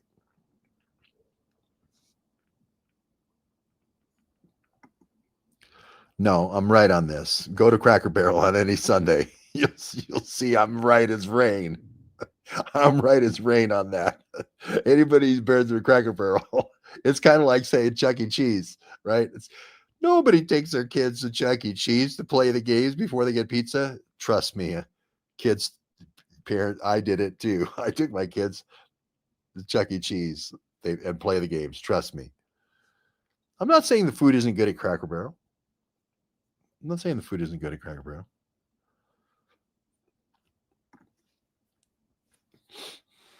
So are these ops taught in the FBI or Special Blacks offshoot? FBI. They all came from Bolshewing. They all came from the Abwehr. They all came from the false flag goes back to the burning of the Reichstag. They all came from Reinhard Gehlen. For the CIA, all these false flags came from the Nazis, came from the Abwehr. If in the House or Van Bongino, they're aware of nothing. They're aware of nothing. I waste zero time on these guys. They don't even know where they work. The Israeli volunteer got shot across the street. They couldn't even send one agent out to make sure in a public place during the height of Gaza. During the height of the Gaza invasion, they didn't send somebody out to a public right across the street from the FBI. Some people say they want to make Hurwitz, the guy who's the prosecutor for Idaho 4, before the case falls apart, before I destroy the case with the 4 fingernails. They want to make him the next FBI director, Hurwitz. We went to the spot where Tom Wolfe wrote Electric Kool-Aid Acid Test. We went to Ken Kesey's further bus. We started our Los Angeles get-together from the folks took the van through where the further bus was in the Bay Area. We started the Los Angeles get-together of citizen journalists, where the further bus started. We got a lot more accomplished.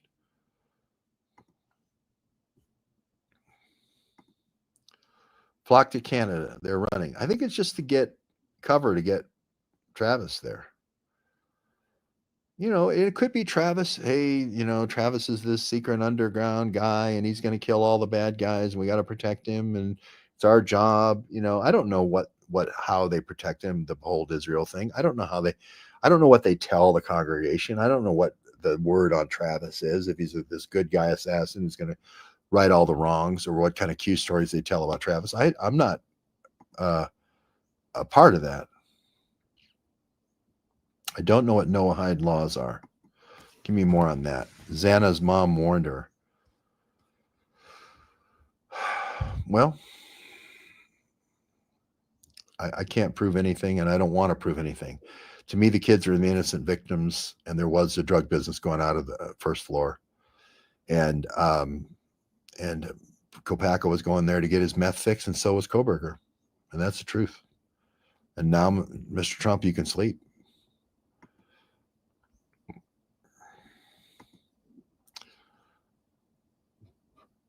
Yeah, a lot of people think everybody knew what was going on. And again, my job isn't to convict anybody or smear anybody in death. My job is to allow the president and the rest of the world to sleep at night knowing the truth. And if you don't know Koberger was the wheelman, if you don't know Kopacka was there to get his meth fix, and you don't know that they were meth dealers, and Kopacka was the enforcement on the pads, and that was the 12 trips, the Elantra, you don't know the story.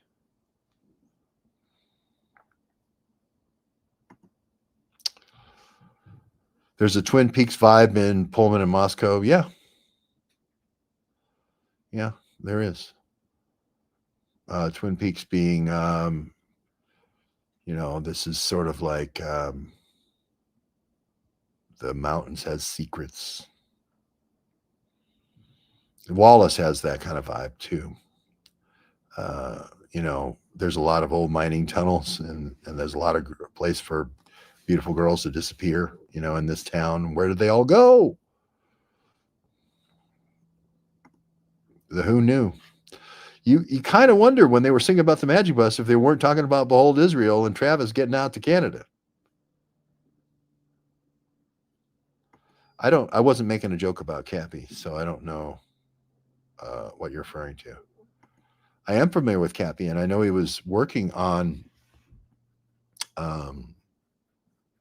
loose nukes in New Mexico and Arizona, but I didn't make a joke about Cappy. Secrets. Yes, S23. 17-minute gap. People are reminding us Nixon had a 17-minute gap, so this sheriff has got 22. He's got 5 minutes on him. Synesthesia. That's right. That's synesthesia. So what's aphasia? Aphasia is like dizziness. Love the Holy Grail. A flesh wound. It's only a flesh wound. That's the I can't remember the duel that they have.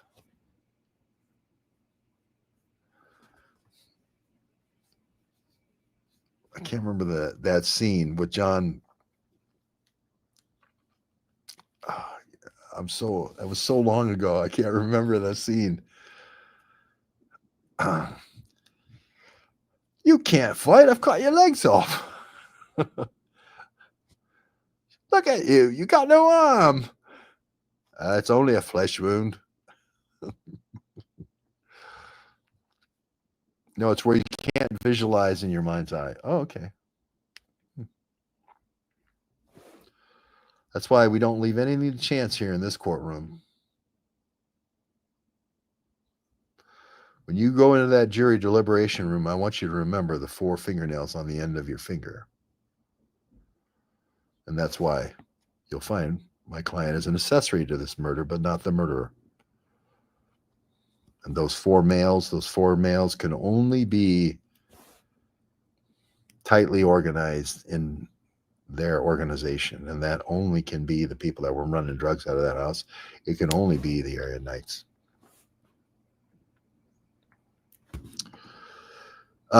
And then the summation is all right there. People take the summation into the jury room with them. How does Clearview AI and the Manhattan Institute relate?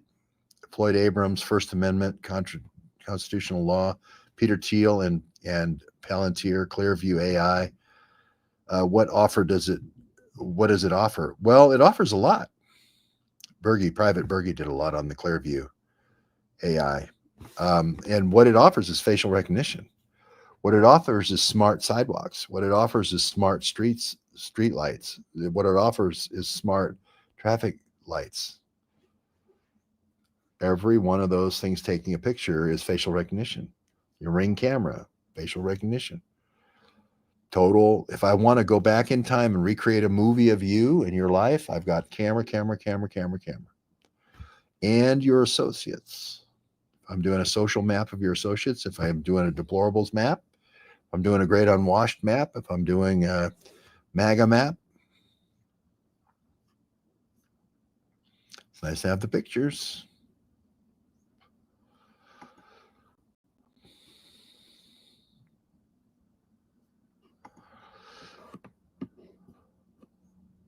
I think Fantasia was always, at the end of the day, I'm going to do another simultaneous sip for Scott Adams and, of course, the big guy.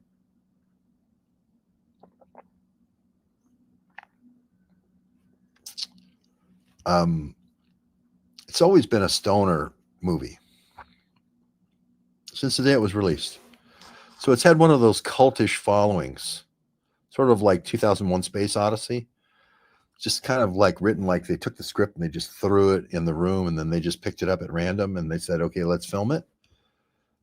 It's always had that culty drug stoner thing where they'll go 50 times. I remember people in 68, 69 going to see 2001 Space Odyssey 50 times. It's mind blindness. Maybe that's what the sheriff has. A fantasia is the inability to voluntarily visualize images. Think of apples in your mind's eye. Make it red, make it green. It's Picasso, it's Gauguin. Make it disappear and turn it into a banana. You should investigate the full impact of LHC at CERN. Everybody wants to talk about portals and demons. Well, speaking of CERN, I've spent a lot of time at CERN. And thank God that we had researchers in Geneva and in the southern part of the loop, the magnetic loop in France. But yeah, I spent a lot of time at CERN. And you know what I learned at CERN? I learned, well, first of all, the murders. We looked into the murders where they were giving from the atomic weapons establishment, from the AWE, where the British government was giving that to Iraq. And the guy who got killed, I can't remember his name, but the Chevaline murders we covered at the southern spoke, or this, it's a magnetic loop where the super collider, everything goes in a big 17-mile circle, and part of it's in France and part of it's in Switzerland. And so I was down by where the Chevaline murders occurred, but they were bringing this scientist over who was an Iraqi scientist. He was going back and forth to CERN and back and forth to the atomic weapons establishment. I think it's looking at various ways of doing isotopes of radioactive material, I think is what he was working on. And then his whole family's killed. And there just happens to be an MI6 guy who happens along after the guy from the French Foreign Legion kills them all. He's the first guy on the bicycle. So I covered the Chevaline murders at CERN as well. So no, I've done some investigative work in CERN in Geneva. Everything is very Monty Python. We are no longer the knights who say ni. We are now the knights who say aki aki woom bang. You knights of ni. No, not knights of ni. You knights of Eki, you knights who most formerly recently said ni, because he can't pronounced Eki Eki Woong Bang, right? So that's a good Monty Python moment there. Janice Meyer reposted stream. Thank you. Father did Birth of Israel. We're beyond all reproach. We did the initial documentary of the story of Israel. Mother or grandmother died in the Holocaust. A percentage of the population can't do this. Oh, okay. Well, that's interesting. Well, that's why we don't leave it to chance. There's 4 reasons that you should not give my client the death sentence today. DNA 1, DNA 2, DNA 3, and DNA 4. Don't leave it to chance. If they can't visualize it, don't leave it to chance.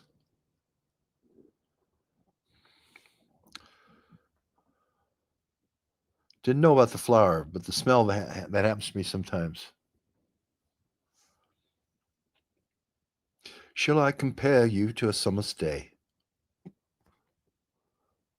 Is it Juliet? Or in the sun rising in the east? Right? Romeo seemed to be confused. He would see and he would smell different things when he saw things, and when he smelled things, he would see things. He was in love. That's what love is, right? Most ears don't discern and listen well. Okay.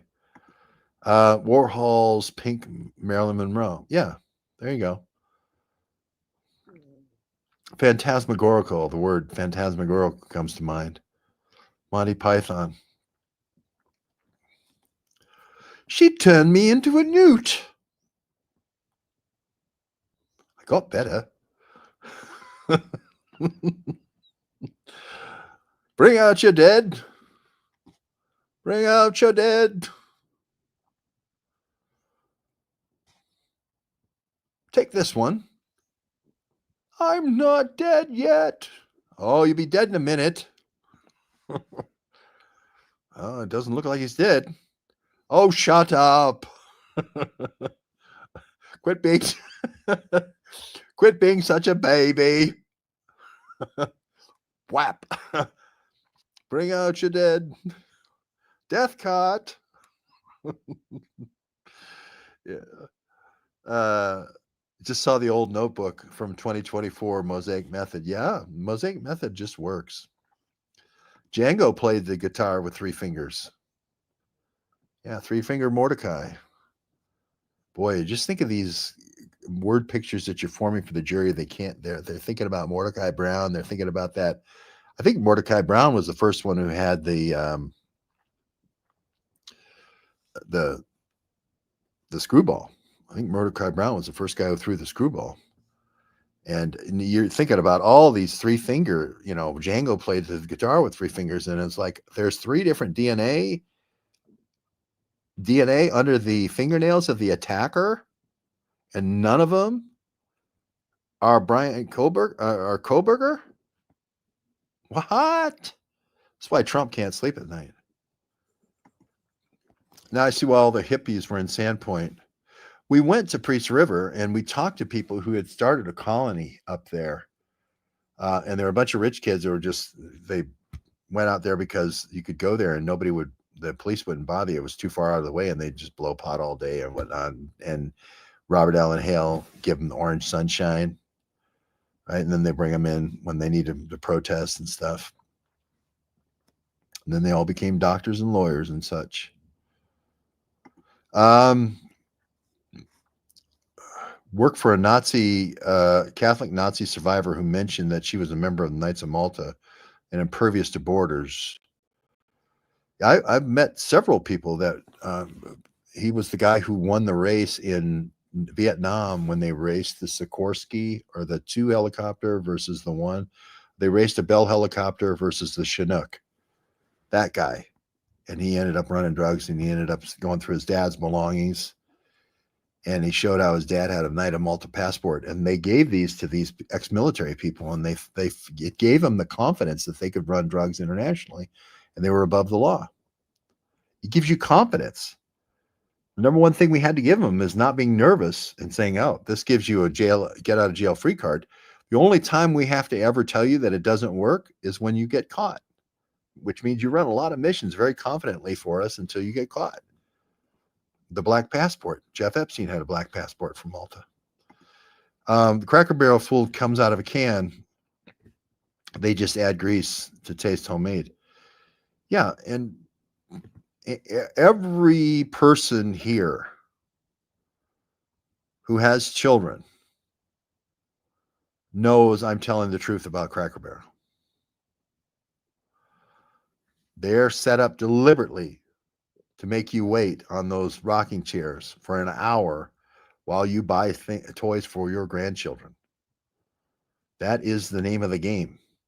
Get you waiting for the greasy food, and you wait and wait, you get hungry, and then the kids get antsy and they start yelling and screaming, and so you give them toys, and they make rapacious profits on those toys.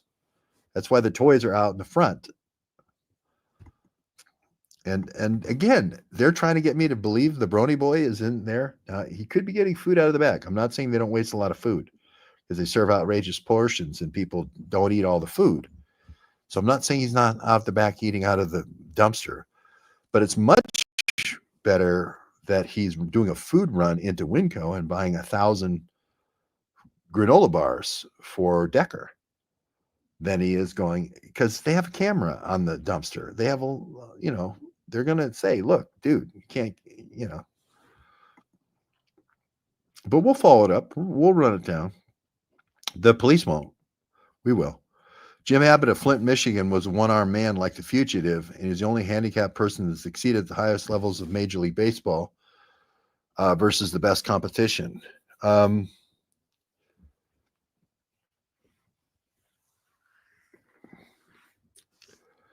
believe Jim Abbott was a pitcher. I don't believe he was a hitter.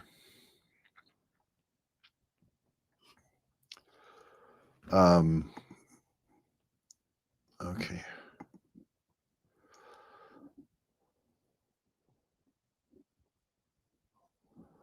First floor storage room. Yeah, the first floor for the Kohlberger thing was the storage. Yeah, and that's where the drugs were running out of, in that house.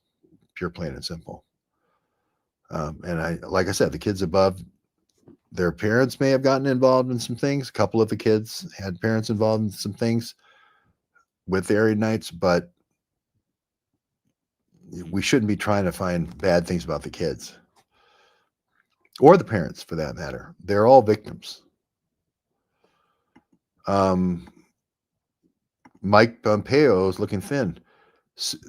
The day we said live exercise, remember, we were saying live exercise, and I was getting death threats in February 2020. But the day our group said live exercise on the Potomac is the day. And then he said live exercise the next day. He's dropped 50 pounds since then.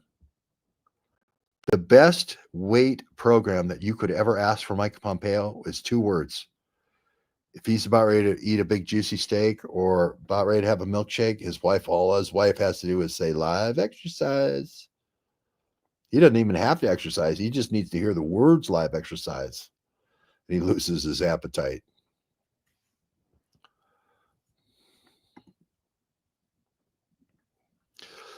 Some restaurants use alcohol sales to boost profitability. I can't believe that's true. They wouldn't make any money off me. I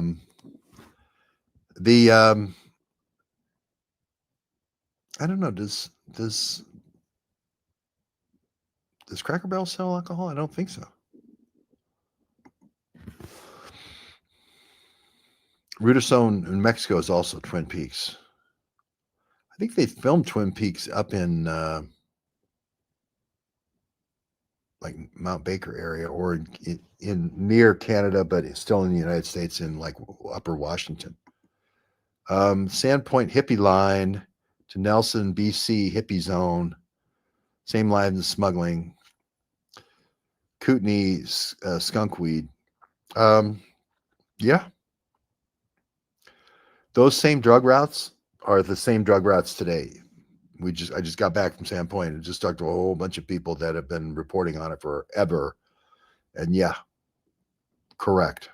John Cleese, yes. But what was the Black Knight? The Black Knight, yeah. Call it a draw. You got no arms and no legs. Call it a draw. The Black Knight, yes. Cleese, The Life of Brian. Oh, The Life of Brian was good. Tell me one thing the Romans have ever done for us. The aqueduct? Oh, yeah. Aqueduct, okay. Besides the aqueduct, what the Romans ever done for us? Sanitation? Yeah. All right. Sanitation and the aqueduct. But besides the sanitation and the aqueduct, what the Romans ever done for us?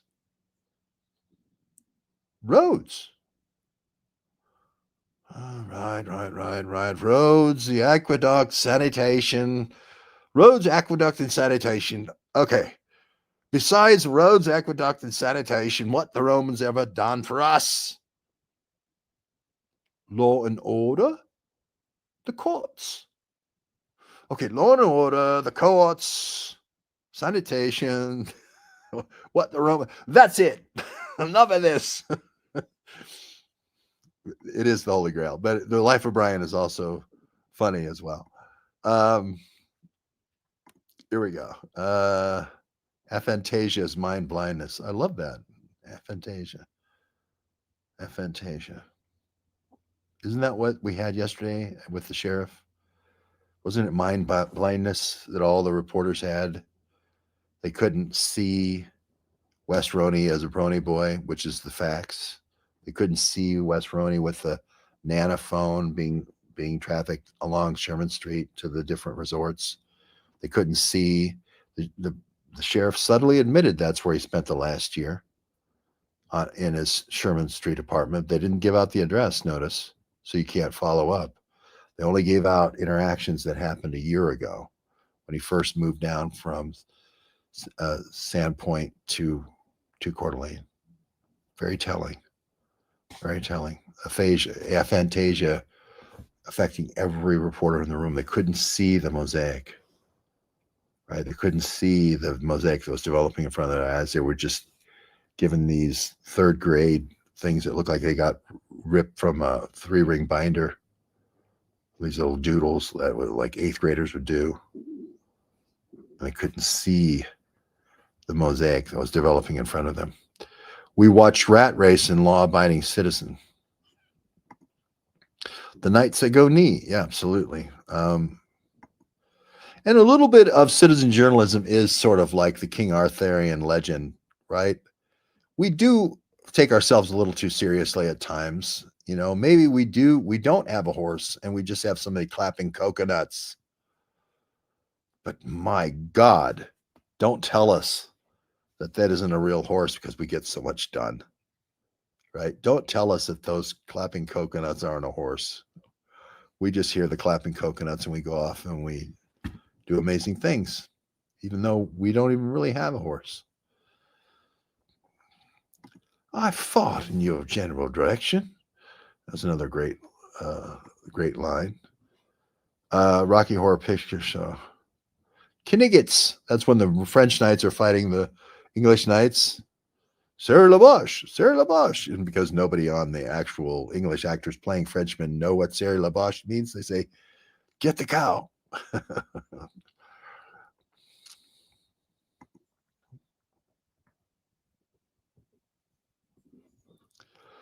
There's a spectrum of capability.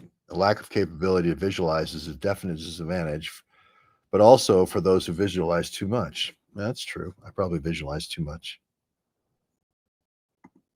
Probably a sweet spot in the middle. Bring out your dead. Yes. Something Wong. Yeah, right there at the end. And what else floats? Very small pebbles. No. A duck. Get a duck. We'll see if she's a witch. And then they have the duck on one side of the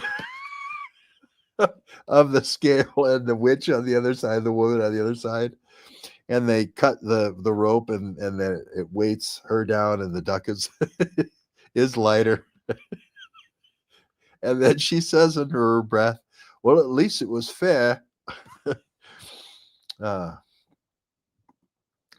That's pretty close to how you spell the Cheveline. The Cheveline murders, we did a whole